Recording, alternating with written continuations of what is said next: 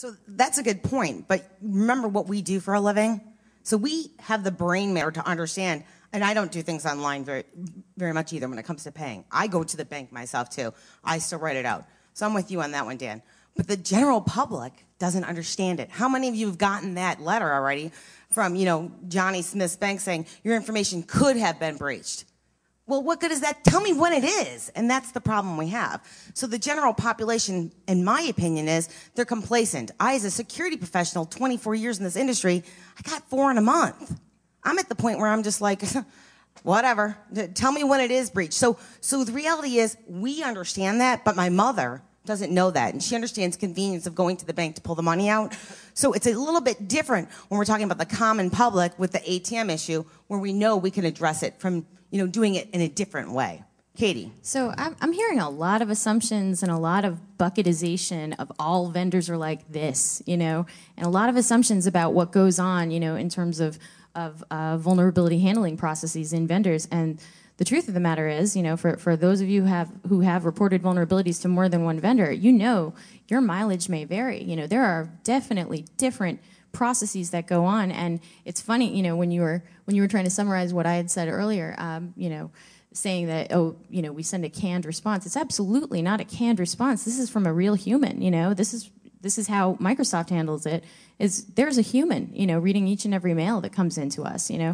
Some vendors do the automated thing, but not all vendors do. Some vendors are transparent, when with their processes and where they are in their triage process, where they are in their repro of the case, where they are, in terms of what their estimate is of how long it might take to fix the issue. And some vendors aren't, and so I just want to, make this point very, very specifically that, you can't just lump in all vendors in one category. Similarly, you can't lump all, finders in one category either. So there's a lot of nuances here that I think are being, it's almost like a caricature that's being painted here. And that's absolutely not the appropriate way to view these things. One more point, because y'all have had the mics for a very long time, so give me a minute here. One more point, is that, another big thing is there's a lot of assumptions about what went on, with that particular issue or any particular issue. And the fact of the matter is, I hear that there's just a need for more transparency, more communication, more coordination. That's exactly what we want, right? So I think that's what we want across the board. And we can work towards that together. Okay, now you can help it out. All right. I just wanted to say I agree. Okay. Thank you. So, well, actually, I think that I can see both sides of the argument, and as long as we are talking about, I think that it's easy.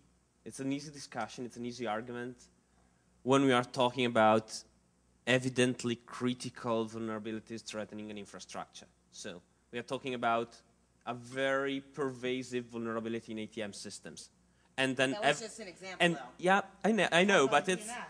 Well, that's another critical.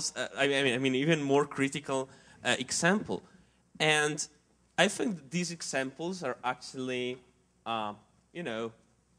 pretty easy to get people to agree upon, because, with some few exceptions, no one really wants to see the DNS infrastructure crash and burn, right? So I think that everyone would agree that. What Dan coordinated was an extraordinary effort, and I would not know who could advocate a different handling of that type of vulnerability. Yeah, differences in details, but in general, I don't think that anybody sane would advocate publicly disclosing a vulnerability without trying to coordinate a response on such a critical system. Somebody did. So, yeah. So that's another point, though. One quick comment. How quick? No, I'm teasing. Go ahead. No, it's very welcome. Just to say, that disclosure went very well, and there's a lot of excellent coordination, and it was built on the backs of 10 years of experience. This is a community of people that have all had to fix a lot of bugs, and if if there hadn't been that experience, it would have been a much harder thing. So, yes, that went well, but it wasn't like a shot in the dark that came out of nowhere. Like, this is part of a series of very good work. Yeah. And that's an excellent point. That brings me to the next point of point in time anything, right? So let's just, stupid simple, not even related to, responsible disclosure. We're talking about, pen testing, vulnerability assessments. We all know those are point in time, right? You run it, you get your scan, you're like, oh, wow, I need to fix this. It's red, yellow, green, whatever, right? At the end of the day, though, once that scan is run, how meaningful is it really? It might be meaningful for trending and analysis. Am I better when I run it next month, or is my security parameters worse? But at the end of the day, point in time doesn't work anymore. We need near real time of just about everything and anything, especially now that we're moving to the virtualization, cloud platform, hands-off, remote, around the world, you name it. So the point is, when we were talking about how long would you wait, and someone mentioned it, and remember what the exact reference was, but how long was someone willing to wait, or when's the proper time? And I think about certain things like, how many of you would wait in line in Starbucks for like 30 minutes to get their triple venti non-fat latte? Oh yeah, that line's out the door, but I know I'm going to get that coffee, and all right, I'm willing to wait for it. That's a different kind of a patient wait category, if you will. Take it to the technology side of the house when we're saying, I want it fast, I want it furious, I told you there was a bug, I told you to fix it, you didn't do it, boom, I'm exploiting. I think that's the point where we're going to start to get to when we're talking about responsible disclosure. Is it even worth saying, hey, there's a problem, knowing we have this year, 2, 10-year lag or research and development project that we have to do to get to a point to fix it, right? So really, what's the reality of the future? Not even today. We know we have issues with responsible disclosure, whether it's too fully disclosed or time to fix or time to address, whatever. Where do you think the future state of all this is going to be? That's my concern. As far as the future state now, frankly, I don't think the future state should change from what the current state should theoretically be. You have to, what is a reasonable period of time to get a response? What is? Well, the fact is, it varies depending on the application, the vendor, and things like that. Like, just for example, you're not going to go ahead and expect, well, this is like, again, apples and oranges comparison for the most part, but if you have a flaw in the fundamental aspect of Microsoft Windows, which is embedded in all versions of Windows for the last decade, that's going to take a variety of regression testing, impact tests, sorry, I'm speaking for you, but impact testing and everything like that.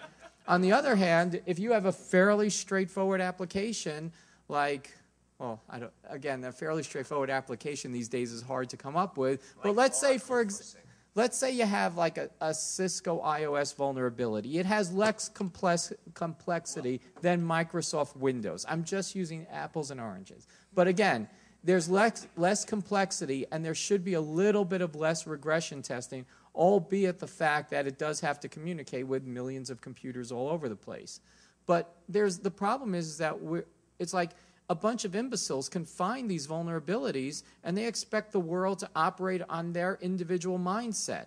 That's the problem that we're running into, where, oh, I want to do it now because, and frankly, even if it's not even their lack of patience most of the time, it's their desire for attention that would get it. They find a fundamental flaw, and it's like, wait a second, if they fix it, it's not newsworthy. And if they fix it, I'll get less attention. All I'll get is minor mention in like a technical note, as opposed to getting all the full disclosure that I see Dan Kaminsky getting or something like that. No offense. But the problem is, it's like I found vulnerabilities. I've worked with vendors that nobody's ever heard of before. And I don't necessarily think that's a bad thing. I don't care about the attention. The vulnerabilities have been fixed. The world's a better place, and I can live with that. But the problem is that you have other people that they just want the attention, or even if they don't care as much about the attention, they want it on their mindset without having the complexity of dealing with product development and things like that, and knowing the aspects of regression testing, that it's got to be tested on 30 different languages simultaneously before you can implement a patch in all over the world. Anyway. Katie, any comment?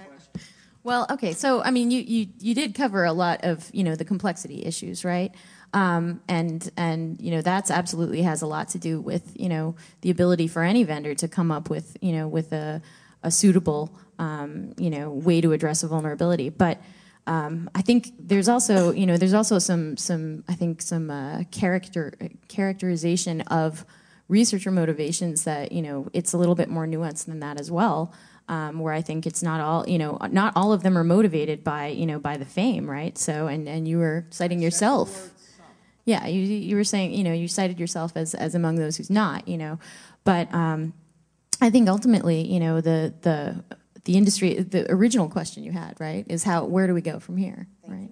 So the original question, I would say that, it is definitely time for us to all, take an assessment of each other in this, in our roles and disclosure and everything, and it's a time for us to not polarize so much, because we're not all, definitely on one very extreme end of the spectrum or another. Or there's relatively few. I think it's much more of like a bell curve type of situation, and as such, we really need a way to sort of operate interfaith. You know what I mean? Like I said, that it's a religious argument a lot of the times with disclosure, and we need a way to talk to each other, even when, and especially when, our disclosure philosophies are not completely in alignment. I mean, if we all agreed, 100% across the board, I'm pretty sure, that we'd have no debate, right? So that's the. I think for us, it's a matter of making sure that we are participating, as part of the community, part of the security community, and that includes, other vendors, that includes customers, that includes, protection providers, and of course researchers. And we have a number of researchers of our own, who participate in the vulnerability, finding and disclosing, to other vendors. So anyway, my point is coordinated disclosure, or whatever you want to call it, it's about us being able to operate in this interfaith, type environment that we live in. Yeah, actually, I'm still kind of two minds about this, because on one side, I agree. My company has always done a responsible disclosure, so. We do appreciate that vendors need time to properly fix things. On the other hand, some experiences tell me that as soon as this becomes like an industry standard, there's going to be people that are going to kind of abuse it. I'm talking about personal experiences, but we have been through the threat of legal consequences about disclosing a cross-site scripting flaw into a web-based interface for an open source forensic tool. And that leaves about 2 products. And so just to rule out, it's not the one by Brian Carrier. So this leaves just the 1 product. And this, this made me think. It made me think because this was not a really high impact vulnerability. It was just something that we found during a penetration test. And basically, it could be reduced to very bad programming practices. A code monkey hired to program a specific part of the interface, not really understanding that if you are visualizing data that comes from a suspect hard drive, that data is considerably untrusted. So you should filter it before displaying it. And what were its consequences? Well, its consequences for that specific application were grievous, because you could, basically, a miscreant could construct files on his hard drive or even change something on his partitions in order to foil the visual